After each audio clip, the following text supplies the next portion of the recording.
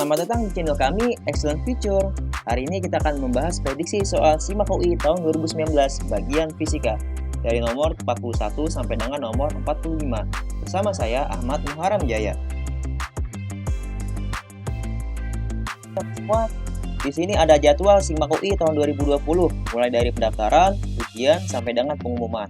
Mungkin teman-teman semua bisa dicatat dan juga diingat.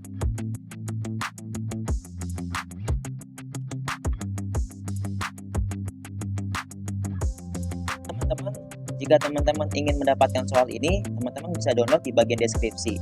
Jangan lupa juga untuk like, share, dan juga subscribe video ini. Selamat menonton! 41. Sebuah mobil yang awalnya memiliki kecepatan V1 mengalami perlambatan dari waktu T1 sampai waktu T2, sehingga kecepatan menjadi V2. Pada peristiwa ini, kerja pada mobil bernilai negatif. Apakah teman-teman betul untuk kondisi seperti ini, usaha bernilai negatif? Untuk persamaan usaha atau kerja, kalau berhubungan dengan energi kinetik, kita bisa gunakan persamaan di mana energi kinetik akhir atau kedua dikurang dengan energi kinetik awal, atau perubahan energi kinetik. Pada kondisi awal, nilai V1-nya lebih besar daripada V2, teman-teman.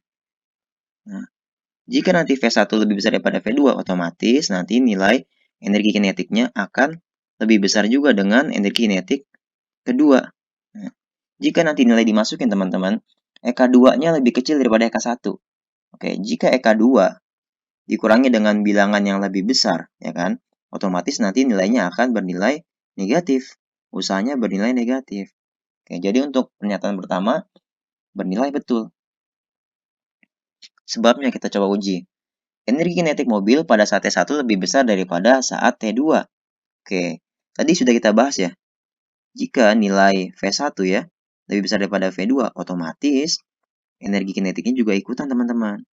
Energi kinetik 1 lebih besar daripada yang kedua. Kondisi pertama lebih besar daripada kondisi akhir. Otomatis kan tadi menghasilkan usaha yang negatif. Maka di sini pernyataan kedua juga bernilai betul. Nah, dan untuk pernyataan 1 dan 2, dia berbicara soal sebab dan akibat. Jadi mereka saling berhubungan. Jawaban nomor 41 yang tepat adalah yang A. Seseorang yang tidak bermuatan, yang berada di dalam bola berlubang besar, terbuat dari logam dan bermuatan sangat besar, tidak akan tersetrum ketika menyentuh dinding bola. Apakah betul, teman-teman? Pada bola bermuatan, konsepnya adalah seperti ini. Saya gambarkan ada sebuah bola. Nah, jika bolanya bermuatan, ya kan, dia akan mengalir yang namanya sebuah muatan. Tapi muatan itu hanya akan mengalir di bagian dindingnya, teman-teman. Entah muatan elektron atau proton. Untuk di bagian dalam, tidak ada muatan yang mengalir di sini. Di dalam sini kosong semua, teman-teman. Jadi untuk di dalam bagian dalam, nah, medan listrik di bagian dalam bola bernilai 0. Karena nggak ada sama sekali. Tapi untuk tegangan atau voltase, dia ada. Itu sebesar kaki per R. Nah, medan itu akan ada di bagian mana? Di bagian dinding dan di bagian luar. Jadi medan itu hanya akan ada di bagian dinding dan luar saja.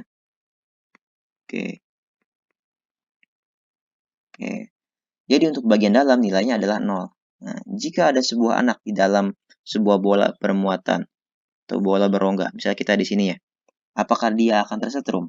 Jadi teman-teman semua, nggak usah khawatir. Jika teman-teman berada di dalam bola yang kosong dan bermuatan, teman-teman tidak akan tersetrum di dalam sana. Jadi untuk pernyataan di sini, nilainya adalah betul. Sebab di dalam bola tidak terdapat medan listrik. Di sini kata kunci adalah tidak terdapat medan listrik ya di dalam bolanya. Nah, dan pada bagian dalam dinding, bola tidak ada muatan. Jadi, kembali lagi ke topik awal, bola itu akan bermuatan ketika berada di dinding dan juga berada di luar bola. Jadi untuk di dalam aman. Untuk sebabnya juga betul juga, teman-teman semua. Nah, jadi di sini ngomongin soal sebab dan akibat sehingga mereka saling berhubungan satu sama lain. Jadi opsi yang tepat adalah yang A juga ya. 43. Suatu kisi difraksi yang memiliki 500 celah per cm dapat digunakan sebagai peralatan inframerah spektroskopi karena kisi ini, teman-teman, di sini ada yang diketahui yaitu banyaknya celah dalam satuan cm atau simbolnya adalah N besar. Kalau soal seperti ini teman-teman semua harus mencari satu persatu jawabannya. Jadi kira-kira pernyataan mana saja yang akan benar. Oke, yang pertama kita coba cek ya. Mempunyai jarak antar celah 2 kali 10 pangkat min 5 meter. Oke, teman-teman kalau ingin mencari jarak antar celah, simbolnya adalah D. D sama dengan 1 dibagi dengan N besar. Oke, kebetulan di sana sentimeter ya. Oke, kita bagi aja langsung ya. 1 per 500 cm. Oke, atau setara dengan 0,2 dikalikan dengan 10 pangkat min 2 ya teman-teman semua. Oke, karena di sini satuannya masih cm, teman-teman silakan ubah menjadi meter. Oke, kurang lebih menjadi 2 kali 10 pangkat min 5 meter. Oke, untuk pernyataan 1 betul ya teman-teman. Oke, selanjutnya pernyataan kedua. Besar sudut difraksi yang terjadi bergantung pada panjang gelombang sinar data. Oke, teman-teman semua. Untuk mencari besarnya sudut, teman-teman bisa menggunakan persamaan sin theta, di mana persamaan dualisme gelombang partikel D dikalikan dengan sin theta sama dengan N dikalikan dengan lambda. Oke, panjang gelombang di sini simbolnya adalah lambda, teman-teman semua. Jadi untuk mencari sin theta, ada hubungannya dengan panjang gelombang yaitu lambda. Jadi pernyataan 2 juga betul. Untuk pernyataan 3, biasanya jika pernyataan 1 betul, pernyataan 3 juga betul teman-teman semua. Nah, pernyataan 1 salah, begitu pula dengan pernyataan 3, itu pasti salah. Dapat mendispersikan warna, iya betul. Karena yang namanya efek dispersi mengakibatkan adanya cahaya yang tadinya polikromatik atau satu warna menjadi banyak warna yaitu monokromatik. Biasanya berubah menjadi Meiji-ku Hibiniu ya. Merah, jingga, hijau, biru, dan seterusnya. Jadi banyak warna. Itu teman-teman yang dimaksud dengan dispersi. Keempat, apakah dapat mempolarisasikan gelombang? Jadi syarat untuk menjadi polarisasi adalah dia bisa mengalami yang namanya satu, bisa terjadi karena refleksi atau pemantulan, atau bisa juga karena pembiasan yaitu refraksi, atau yang ketiga bisa juga karena penyerapan kembali alias absorpsi. Untuk di kasus ini, pada cahaya inframerah spektroskopi, dia tidak mengalami polarisasi. Jadi untuk pernyataan yang keempat, tidak betul teman-teman semua. Oke. Jadi untuk yang nomor 43, opsi 1, 2, dan 3 betul, yaitu jawabannya yang A ya. 4. Saat menembak menggunakan senapan laras panjang, seseorang akan terhentak ke belakang karena, ya teman-teman, kalau kita gambarkan, misalnya ada sebuah senapan ya. Kalau teman-teman yang sudah pernah mencoba memakai senapan atau tembakan, biasanya kalau kita menembak ke depan ya, pelurunya kan keluar. Nah, pasti kita akan tersentak ke belakang dengan secara nggak langsung. Arahnya ke sini misalnya. Kayak ada V ke depan, ini V peluru lah ya. Ke belakang ini kita anggap V aksen atau pantulan. Nah, itu terjadi karena kenapa teman-teman semua? Nah, pertama, apakah terjadi impuls? Nah, iya betul teman-teman semua. Jadi ketika kita menembak ke depan, nih, ada yang namanya momentum. Momentum 1. Ketika terhentak ke belakang itu yang namanya dengan momentum kedua. Perubahan momentum ini itu sama dengan impuls. Jadi, betul teman-teman semua untuk pernyataan yang pertama. Oke, biasanya kalau 1 betul, 3 pasti betul ya. Coba kita cek 3 dulu ya teman-teman semua. Ada gaya interaksi antara orang itu dengan senapan. Oke, gaya interaksi itu berhubungan dengan impuls juga. Oke, impuls itu kan persamaan lainnya adalah gaya dikalikan dengan waktu. Jadi betul ya teman-teman semua. Nah, dibutuhkan sebuah gaya.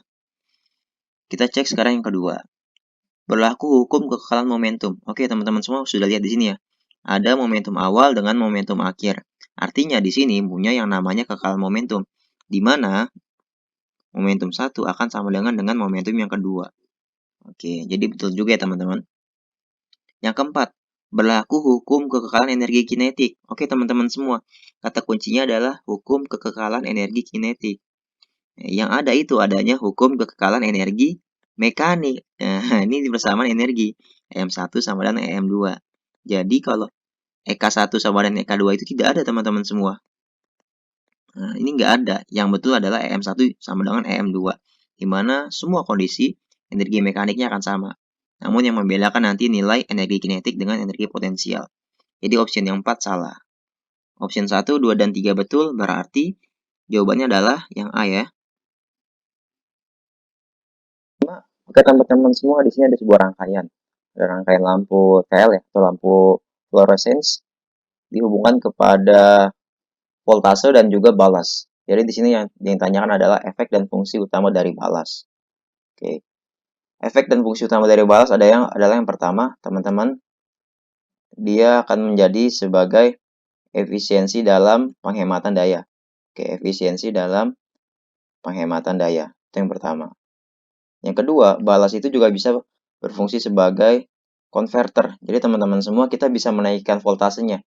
Dari voltasenya sama dengan 220 volt, kita bisa menaikkan menjadi 320. Nah, sini teman-teman semua.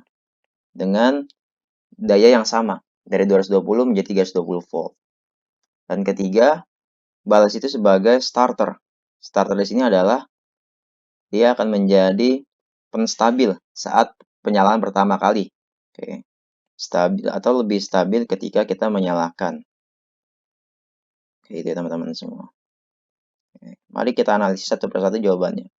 Yang pertama, balas berfungsi sebagai pembangkit tenaga tinggi agar peristiwa pelucutan gas dapat terjadi. Oke teman-teman semua, tadi tegangannya dari 220 menjadi 320 volt ya. Dan dia juga akan cenderung lebih stabil. Jadi untuk jawaban yang pertama, bernilai betul ya teman-teman semua ya. Tegangannya tinggi. Dia membangkitkan tegangan tinggi agar peristiwa pelucutan gas terjadi. Ya betul. Satu betul, tiga biasanya pasti betul. Oke. Nomor 2, yang bagian kedua, balas menyebabkan pemakaian daya listrik lebih besar dari 10 watt. Oke, tadi yang pertama teman-teman semua, balas berfungsi sebagai efisiensi penghematan daya. Jadi untuk pernyataan kedua berbanding terbalik dong. Nah, otomatis dia pasti salah ya. Oke. 3 tadi pasti betul ya teman-teman semua ya. Ada baiknya juga kita coba cek. Balas berfungsi sebagai pembatas daya lampu. Ya betul teman-teman semua. Karena ketika pembatasan daya lampu, otomatis nanti kita bisa mengatur voltasenya dan juga bisa mengatur dayanya juga. Oke, jadi jauh lebih hemat. Betul. 4. Fungsi utama balas adalah sebagai pengalir arus listrik. Bukan ya teman-teman semua ya. Karena pengalir arus listrik semuanya ada di dalam rangkaian atau lebih tepatnya di bagian kabel ya atau kawat tembaganya. Jadi untuk yang jawaban nomor 45, option 1 dan 3 betul. Kalau 1 dan 3 betul, teman-teman bisa pilih jawaban yang B ya.